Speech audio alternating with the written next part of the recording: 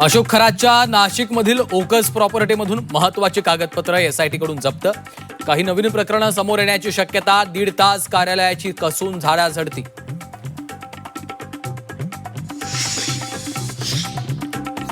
भोंदूबाबा खरात प्रकरणातील एसआयटी चौकशीसाठी रुपाली चाकणकरांची टाळाटाळ।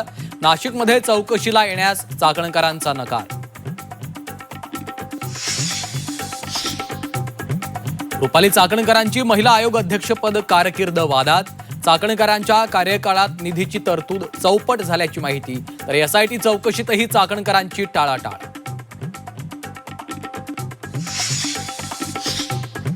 शालार्थ आयडी घोटाळ्यातही खरातचा सहभाग। भाऊ दिलीप खरातसह अनेकांना शालार्थ आयडी क्रमांक मिळवून दिल्याची माहिती। शाळांना मान्यता देण्यातही खरातचा हात। भोंदू खरातच्या शस्त्र परवान्याची पोलिसात नोंदच नाही।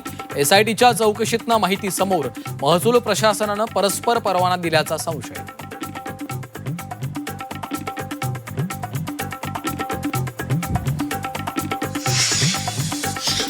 पर्यटन स्थळांच्या यादीत ईशान्येश्वर देवस्थानचं नावच नाही।